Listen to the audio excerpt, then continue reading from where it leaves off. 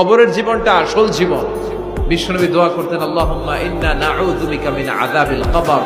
আল্লাহ, আমি আপনার কাছে কবরের আযাব থেকে পানাহ চাই, কবরের আযাব থেকে বাঁচতে চাই। এই কবরের মধ্যে অনেক ফিতনা হবে, অনেক সুয়াল হবে। কবরে প্রশ্ন আছে না নাই?